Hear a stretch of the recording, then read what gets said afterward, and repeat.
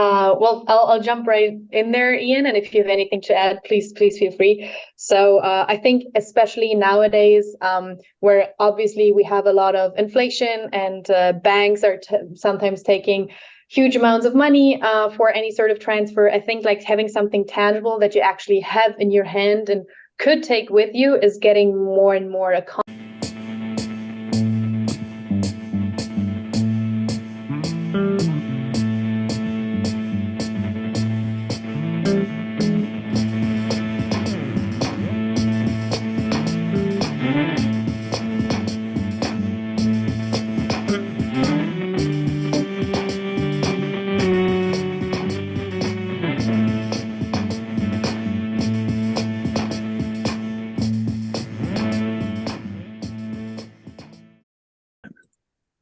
Hi, it's Jim Forsythe, Chair of Citizens for Sound Money. We're here with Marian Ward, the Executive Director, and two special guests, Scarlett of the Osmium Institute.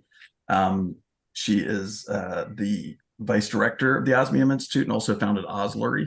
And then we have Ian of Arc Silver Gold Osmium now, retitled, who's, my understanding, is the flagship store of Osmium in the U.S. So welcome. And Hi, pleasure to be here. Yeah, so first question, we typically ask our guests, why is sound money important? But given that you're involved in Osmium, which we'll get into, I guess I'll ask instead, why are tangible assets important? Well, I'll jump right in there, Ian, and if you have anything to add, please feel free. So I think especially nowadays, where obviously we have a lot of inflation and banks are sometimes taking huge amounts of money for any sort of transfer, I think like having something tangible that you actually have in your hand and could take with you is getting more and more a concept that people are attracted to. I see that especially here in Europe, being very close to Ukraine, for example, that the idea of people just knowing, okay, I could take this tangible thing that I possess and I can take it with me and in worst case scenario, cross borders with it. That's sort of sinking more and more into the mindset of people. And then especially the higher the value density, the better, because it's quite hard to take a Picasso with you or an old timer. So precious metals are definitely an interesting alternative to the normal fiat currencies, I would say. Excellent. And so why don't you describe, give an introduction to us for Osmium? Sure. I'll give you the elevator pitch on it. I learned that English expression and I love it. We don't have a German equivalent to it. So let me start by showing it to you guys. So this is what crystalline osmium looks like. As you can see, it's very sparkly material. And osmium itself is one of the 8 precious metals, and it's one of the 6 platinum group metals. It is the rarest non-radioactive element on Earth. So there's nothing rarer than osmium, especially not the other precious metals. It is actually, in fact, so rare that it's estimated that only 1 cubic meter can be mined out of the Earth. And that's it. So most likely, everyone who's watching this video is sitting at a desk, and most likely all the osmium that you can mine would fit under that desk. That's it, not more than that. Because the density is very, very high, it's also the densest material on Earth.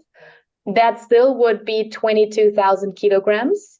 So it's the densest material. I mean, like a lot of people have already taken a gold or a silver bar and they see it and they take it and the brain tells them it's lighter than it actually ends up being.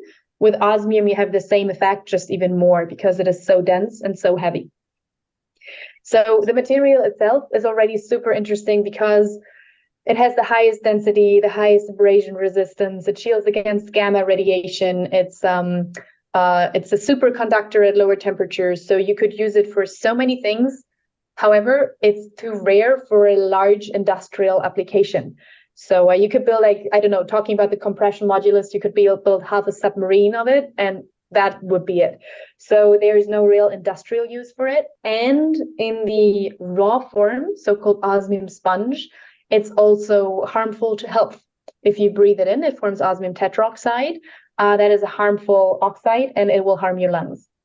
So basically, even though it's already been discovered in 1804, no one really knew about it. And that changed in 2014, when in Switzerland, after 40 years of research, Swiss scientists came up with a way of crystallizing osmium. And what you saw here, and what you can also see around my neck or in my earrings, is the crystalline version of osmium. And as you can probably guess, I already touched it, I'm wearing it. It's not toxic anymore, which helps. It starts to look very, very beautiful. It actually outshines diamonds. So diamonds break the light and osmium reflects it. So actually the sparkle is more intense than diamonds, and you can see it from further away. So that's interesting. But the most interesting fact about it is that it's turning absolutely unforgeable. And the reason for that is that every single piece is unique, like a human fingerprint, but on a pure square millimeter, it's already 10,000 times as precise as a human fingerprint. So this was obviously having a huge potential. And this is why in 2017, the Osmium Institute was founded, the company that I'm working with and working for. And the Osmium Institute certifies every single piece of osmium. And then from there, it's being shipped internationally all over the globe to our partners. We're already in 40 countries, and we're just now entering the United States, which is obviously a very interesting market for us. And I'll stop my monologue in a bit. I'll just end it with showing you guys something. So this, for example, is an osmium bar. And you can see down here, this is the OIC. Oops, let me just change that around real quick. This is the Osmium identification code on the last line here. Let me see if I can actually get that in focus. So yeah, there we go. So it starts with an app, which is a flat bar. This is international customs authorities have set up this database together with us. And then it's an 8-digit alphanumeric code that certifies exactly this piece. So what happens now if I scan it, let me show this to you guys real quick. We're entering the Osmium World Database. This is again the code of the flat bar. It's in German right now because I'm in Germany, but this is the OIC, the Osmium identification code of exactly this piece. It's a flat bar, in this case weighing 1.486 grams. The current net price of it being 1,800 euros close by. And this is what I talked about with the crystalline structure. Because when I zoom in here, this is what we mean with the crystalline fingerprint. As you can see, this is all the same piece. It's absolutely unique. And every piece, without any doubt, can be recognized and identified. And that makes it as a tangible asset, but also as a jewelry and luxury material. Very interesting. Nice. So with that piece that you showed an example, then you get the image. How hard would it be for someone to compare what they're holding in their hands to that image to verify that it's the right Very one? easy. Very easy if they have, I don't want to make advertisement for Apple or for Samsung, but if they have the latest of these gadgets, they have such a good photo camera integrated. How do you call that in English? Macro camera. And if you take under good light a picture of your piece, and with these iPhone or Samsung, and then call the scan up and put them next to each other, even with the naked eye, you will be able to tell that this piece is exactly that. For this, you will need the code. So you will need some sort of code to call up the reference scan.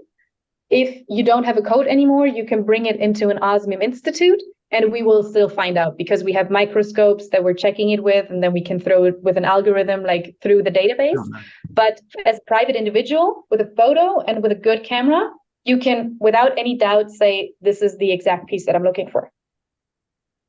So it's forgery proof, really. Yeah, it is. And the only one of these metals. So because of the density, you can put a lesser core in it. So tungsten, for example, has the same density as gold. So you can forge gold bars very easy by putting a tungsten core in it, just coated with gold, and making the coating thick enough so that an X-ray can go through. Or X-ray is the wrong word. XRF, I think, is the English expression for that. So this is how you can forge gold very easily. With osmium, nothing has the density of the material, so you couldn't do that. And in addition to that, every single piece is enrolled in the database. Gotcha. Okay. And why don't you tell us a little bit about oslery as well, the jewelry? Sure. So I've been working with the Osmium Institute for over 7 years now. I was basically one of the founding members. We started very small. Now we grew to over 1,300 people worldwide. And in 2020, so first we only approached the tangible asset investment side of it because Germany is a market, they look at expensive, pretty jewelry, they admire it, and then they go buy the cheap one. And buy with the money they saved a gold bar and put it in their safe. This is the German market. And we started here. So we had to like use that approach, obviously. And then in 2020, the jewelry and luxury market was starting to be interested in it. So big brands have already worked with it. To name a few, Hublot, Ulysse Nardin, Chapex, so like some of the most expensive watch brands have already worked with it. And then in 2020, I decided, okay, it is time now to like actually push this market, and founded Oslery GmbH. Oslery is short for Osmium Jewelry. And so that's my baby. I founded it in January 2020, not knowing that in February 2020, a global pandemic would roll over the world. So not the best time to found a company. However, it did amazing, like from the very first moment on, which is great, even through the pandemic. But now it's just picking up. So we started creating basically single pieces, like unique jewelry pieces. And now that more and more people are catching up on it, what we do is we supply the processing industry. So for example, when watch brands need dials, or when like jewelers and goldsmiths need like specific pieces, this is what Oslery is doing. We're creating these specifically shaped inlays. And we are working with the goldsmiths, jewelers, telling them what to do, what not to do, and stuff like that. So that's what Oslery is doing. It's basically the link between the institutes and the processing industry. So if somebody bought some of the Osmium pieces and later wanted to have it mounted, you guys help with that? Yes, exactly. So we also do that. So if someone has specific pieces then and want to build it into jewelry, we can help with that. No question asked. I have to admit though, usually people either buy it as an investment or as a jewelry material, or they buy investment and additional material for jewelry, because most of the jewelry material looks like this, it's like smaller pieces, round, or like you have little heart shapes, stuff like that. Whereas tangible asset investment usually is like the bars and the discs that I just showed. So usually it stays in that shape. But we've already had people who bought a few osmium diamonds, and then after 2 years had them, when they met their significant other, had them worked into an engagement ring. Gotcha. But I mean, if somebody bought some of those custom shapes and wanted to have them set, Yes. they just design their own piece or go to a local jeweler. It's like, it depends whatever they need. Oslery is basically, it can fill in all the gaps. If someone says, I have some osmium here, I want it worked into jewelry, can you help me with a design? We'll get designers on board. If someone says, I have a design, I don't have a goldsmith, we'll get that on board. If they see a piece somewhere and they say, I want to buy this, I'll get them in touch with the guy who did it. So basically, we're just the link for whatever they need. Usually, because Oslery is based in Europe, if someone in the United States would want to have a jewelry piece, what we would do is we would have him look up a local goldsmith, and then Oslery would like explain to them how they work with it. And it's being crafted in the United States so that it doesn't need to be imported as a finalized jewelry piece, but it's actually like crafted in the United States. Gotcha. Kind of was my curiosity about, because Jim knows a lot better than I do, but different metals behave differently. So I can't imagine that someone who has never worked with osmium knows how to attach it, say, to a piece of gold or silver. It's very easy in terms of whoever can set stones can also set osmium. So Okay. in theory, it's very easy. I'm not a goldsmith myself. I've been told over and over that it is set like a slightly brittle gemstone. That's the best comparison people can give. There's exactly 2 things that you got to be careful when working with osmium. The first one is it's always inserted flat. So even if you have jewelry where it looks like it's being bent, that's an illusion. So you can work with a lot of smaller pieces, or you can like build something underneath it in the carrier material that will make it like plan again. So like the surface is even. That's the first thing.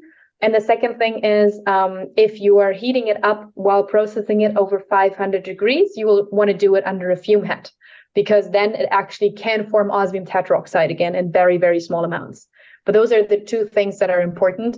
And other than that, it's very easy. I can dive deep into the jewelry matter, but basically to sum it up, because I won't, this is going to take forever otherwise, everyone who knows how to set stones can also set osmium. Gotcha.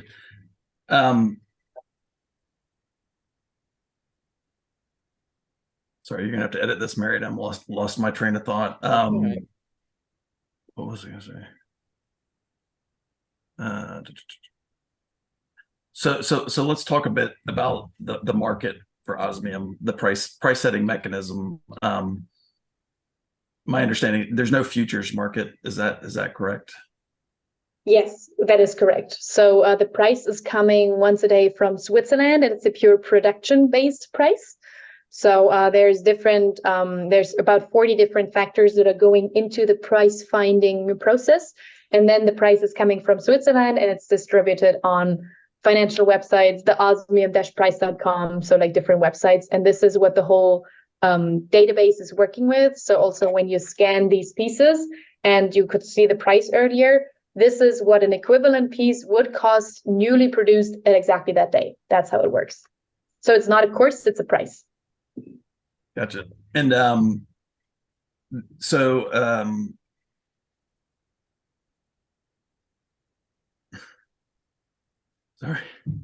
No worries. We're definitely feeling the effects of a holiday weekend here. So yeah, 4th of July weekend. Oh my gosh, you guys! Tomorrow. It's not 4th of July. But it's tomorrow. But still, we tend to do things on the weekend. So okay. My wife's British. I said, "Oh, do the British?" Yeah, I was joking. Do the British celebrate 4th of July? She's like, "Fuck no." It's the most beautiful firework I've ever seen in my life. I was in DC watching the firework on the 4th of July. I was like, okay, like this is so much cooler than the Tag der Deutschen Einheit, which is our national holiday. It's pretty lame, to be honest. Yeah. Yeah. So a couple different points that are interesting. You talk about a meter cubed. I think for gold, it's an Olympic-sized swimming pool. Roy Sabag in an interview with Jordan Peterson talked about that metals values have tended to follow the ratio of their abundance in the crust, if that makes sense. So, for example, silver is about 15 times more common than gold. So historically, the price of gold to silver has been around 15 to 1. It's a lot different right now. So given that ratio of the amount of osmium versus gold, I mean, what do you expect price wise over time? And maybe this is a question for Ian. You probably don't want to get into the game of making price predictions, but what has price of osmium done, and what do you think it's expected to do? Ian, do you want to do this, or should I? Jim, or can you screen share what you pulled up earlier, the all-time price action of crystallized osmium on the osmium price? I mean, the picture shows when we go to the all-time in USD. I mean, what more would an investor want on a chart than something like that? I mean, okay, it's not quite a straight line, but heck, you'd sleep very well at night, wouldn't you, if you'd bought at the beginning there? No drama, nothing dramatic, even with the very recent price fork, which we might be able to talk about. Nothing dramatic, just a very, very steady, healthy gain. And this is before North America even knows what this stuff is. Yeah, I mean, that's what kind of strikes me is you talk about 2017 founding the Osmium Institute, then 2020 founding Oslery. This is crystallized osmium versus raw osmium. So it's a very new, in its crystalline form, it's very, very new. And you guys are creating a market for it. So yeah, it doesn't look like you had a problem in 2020 on this chart. I joked earlier I was the dummy in the group, but I can see that wasn't a big deal for you. Yeah. The 2020. So what you can see, basically there's different movements in the price chart. Usually when it dips a little bit, what happened is that a huge amount of new osmium was put into the system because we got a huge delivery from Switzerland, and then a huge amount of osmium is newly being put into it. So basically you could compare it to the world finds a gigantic gold mine, and there's suddenly like way more gold available. Then a lot of the price dips a little bit, a lot of people buy, the prices go up again. So this is similar to what happens with osmium. and only on a much smaller scale, obviously. And this is also, I think, the most intriguing part regarding the price, because as you summed that up correctly, Jim, the rarer something is, usually the more people are intrigued by it and the more expensive it gets. And with osmium, there's two price points, or two how do you say that, scenarios that make it even more interesting than just the steady rising price, which, as Ian said, is makes you sleep very well at night. I can confirm that. But the two interesting points are two scenarios which are called the Osmium Big Bang and the Osmium Thin Out. I'll explain them real brief. The Osmium Big Bang is a moment in time that investors are looking forward to in the future, where the small amount of osmium that we're having is crystallized. So there is only this about 1 cubic meter that we're thinking of in the Earth's crust, and at some point it's going to be crystallized. So there's not going to come any more of it. And this, obviously, if there's not coming any more of it, makes it interesting because it's only being sold in between investors. And if there's not a constant supply, prices may go up. The second thing, or most likely will go up, because like non-availability leads to price increase if there's a demand for the product. The probably even more interesting effect, though, is the so-called osmium thin out, because we have this already small amount of osmium that's being crystallized, and then we have the jewelry and luxury market where osmium is being used in these little necklaces, like I wear it here, or something else. And this market is constantly draining, so thinning out the investors and tangible asset investors market. And the interesting part about osmium is you don't melt it down and pour it into a new shape like you could when you inherit a ring from your grandmother, for two reasons. A, the melting point is 3,000 degrees, which is very, very hot. I don't know what that's in Fahrenheit, but it's very, very hot. And the second thing is the main worth of the material comes from the crystallization. So if you have an osmium piece, like they say, like this little heart here, so this is always going to stay this little heart. And once it's in the jewelry market, it's never going to circle back, because the only way you could reproduce like other crystalline osmium from it is if you would burn it and rectify it back to the metal. So it's a very complicated process, and it would lose basically all its value in the process. It would be similar to you saying, oh, I want to recycle this diamond, I throw it in the fire, and now it's carbon again. Yeah. So therefore it's not happening. So what's happening is this little small amount of osmium that we're having is constantly being thinned out or drained into the jewelry and luxury market, making this market smaller and smaller. And those are sort of the two effects that people are thinking is the most interesting price part of osmium, or price development part. So I remember we got in this discussion and you were talking about the German culture, but for me, if I see something like this, something that's really beautiful, high value density, like making it into jewelry, and this is a cultural thing in India and many cultures. They use precious metals and things like that in jewelry, but it also has a store of wealth versus, just taking a bar and sticking it in your safe, or taking the disc and sticking it in your safe. So do you see that kind of a market for the jewelry as well, where they're really buying it for two reasons: investment, but also for its beauty?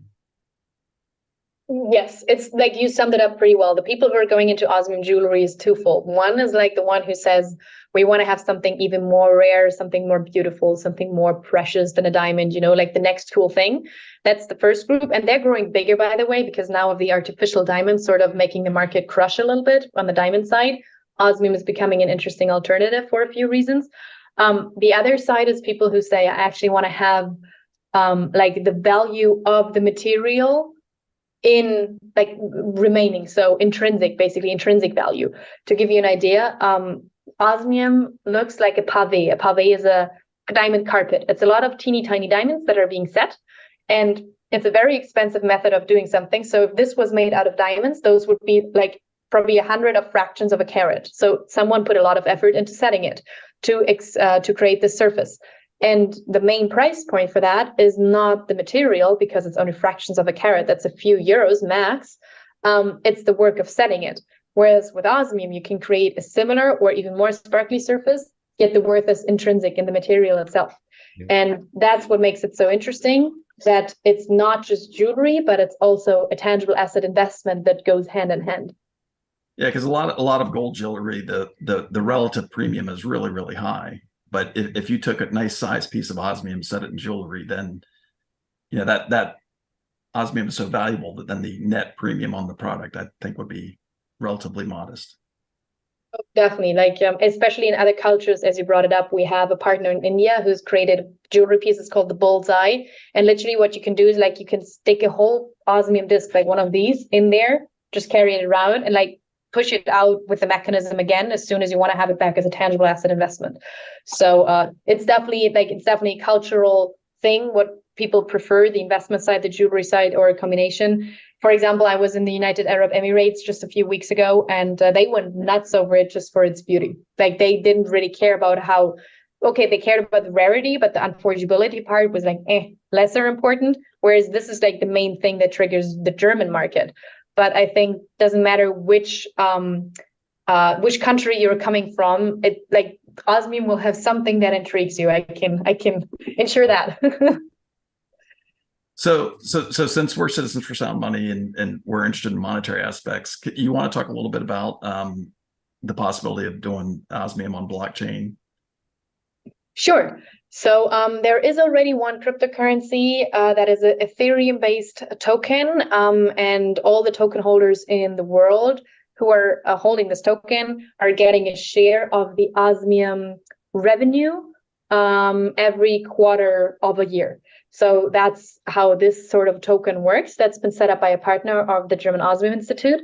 What we are mainly looking for right now, though, is to partner up with someone who will help us make osmium more liquid in a way that, even though some nations don't want to invest into the actual tangible piece, have it stored at their home, they want to have a token or a crypto equivalent to that.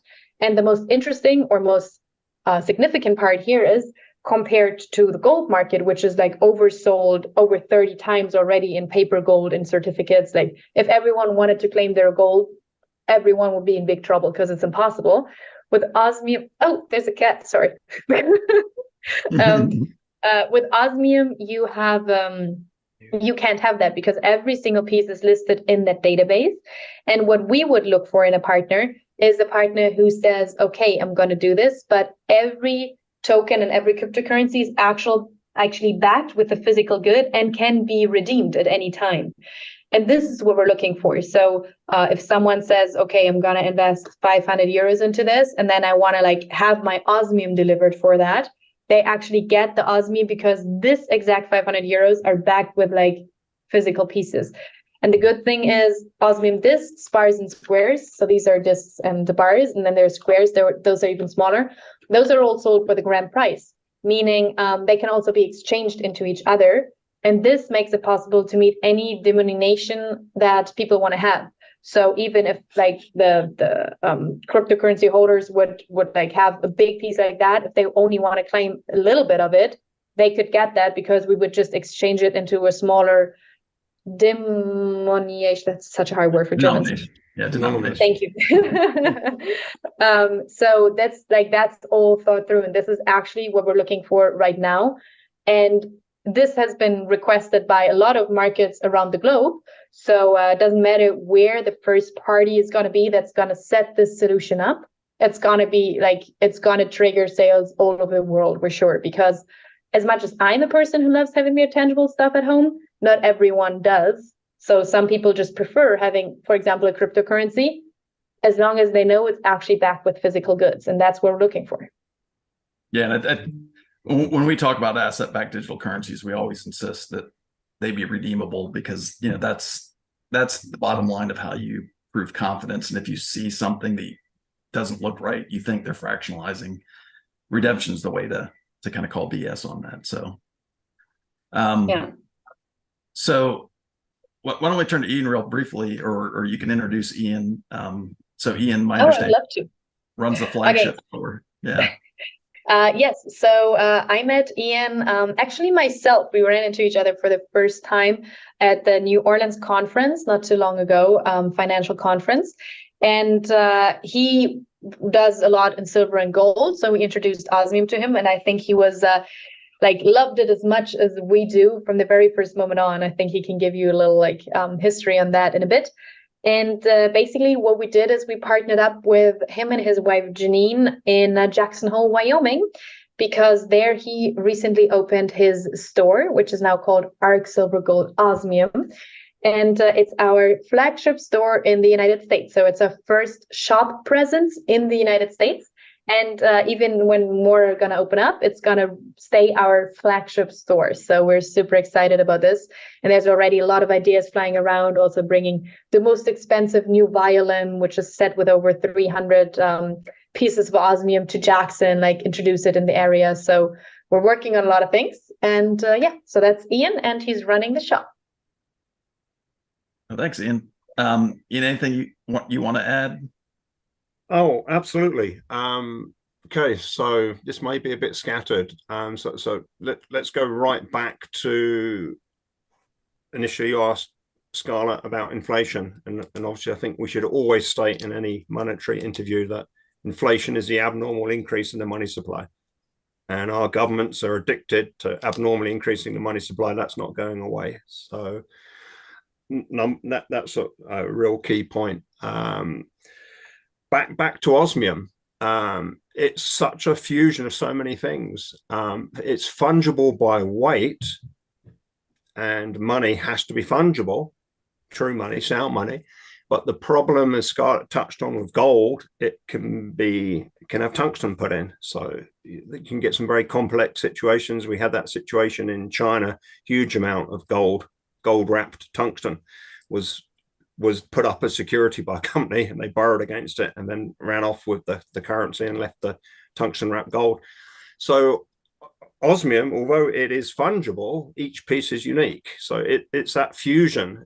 I don't think there's anything else that can quite do that, because any other way of trying to code a piece of gold with a serial number or a piece of silver with a serial number, it's subject to manipulation and fraud, whereas osmium is fraud proof.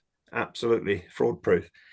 That was one of the things that really captivated me. I've never really been a fan of theoretical blockchain, Bitcoin, and all of that. I just don't understand it. If you can't hold it, where is it? It just relies on someone else willing to pay you more for something that doesn't exist. And I don't get that.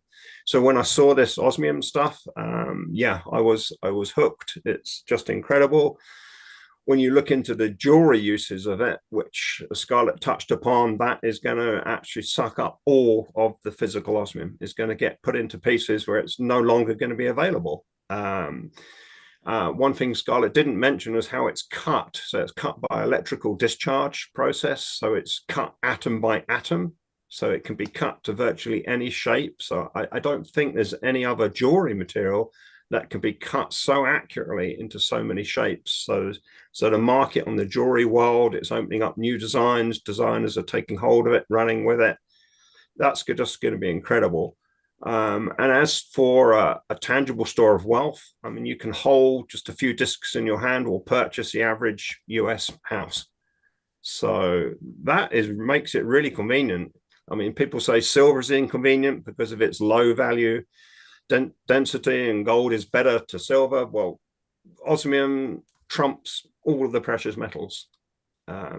And you can still go down to small pieces. I mean, the 3mm discs around the 200 euros, $220.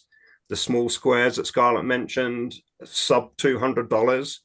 Okay, so it's not changed quite, but for most sound money, tangible investors, it's incredible. And you look at the price performance. Yes, you could have gone into fine wine, fine cars, but then you've got huge maintenance costs, huge storage costs. You've really got to understand it. There's forgeries out there. There's fake classic cars. There's fake wine. There's fake art. This can't be forged. So we circle back around to it's fungible by weight, but unforgeable. It's absolutely unique. There is nothing that's going to challenge it. It's the ultimate long-term tangible asset. So can the jewelry be authenticated the same way as the investment pieces? Yes, by looking literally with an iPhone 13 Plus, you've got 15 times magnification. You can take, as long as you've got 1 square millimeter, you'll have 10,000 more recognition points in your fingerprint. So I guess in that case, you'd want to save the code, before getting it set. You'd want to save that somewhere. Even if you lose that, as long as the Osmium You can Institute take it has in, a database of the high resolution pictures, the Right. codes could all disappear as long as you've got the physical picture. I Right. mean, then there's an option I just thought of as we were talking. You could have a piece of art on the wall. You could have a picture of your piece of Osmium blown up. And you can hold your piece next to it, and that proves this piece is that piece. So it would do many, the thing. I'll go see the opening in Jackson Hole when you do that. yeah, I can't. Is there anything else that is so unforgeable? There isn't, is there? I mean, that's actually the most interesting part when I talk to people from the jewelry business, and they ask me, okay, so where's like the code on the piece? Like, this is only on the packaging. Where is it on the piece? Because they're used to diamonds where it's like lasered in or engraved. And I tell them, no, like the surface is the certification. They're like, huh? And so you like gotta explain it to them. But yeah, like it's 10,000 times as precise as a human fingerprint, and that says it all. So it also can't be stolen, which makes it even more interesting. Because if like someone would enter this room right now and ran off with this disc, I would mark it as stolen in the database. And as soon as it emerges somewhere, we can trace it. Either if the thief is really stupid, he's gonna sell it with the OIC, so it's very easy to track. If he's trying to be smart, he's going to sell it without it. Say, I don't like have an OIC anymore.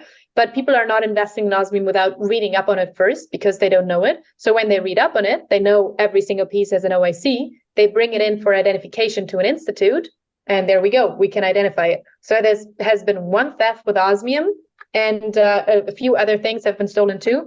There was 5 years ago, and 1 year ago, the Osmium resurfaced. And through that, the whole thing could be clarified, which was pretty sweet.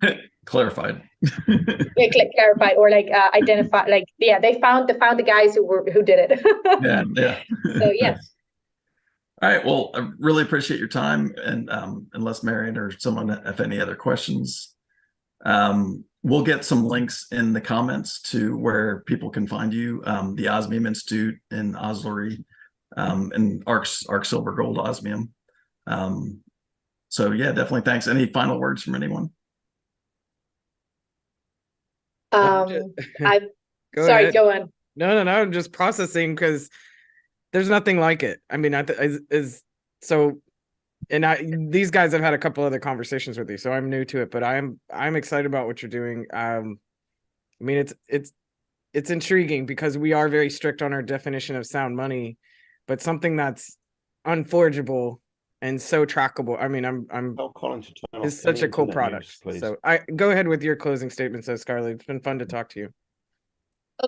Yeah, it was very brief. Basically, what I wanted to say is, I mean, I've been working with this for 7 years, and I've seen how very controversial markets in Europe have picked up on it because it's so intriguing. And I think that the US market, which is also very fond of, like investing and thinking about what to do with their money, I think it's going to be a huge market, probably potentially one of our biggest ones.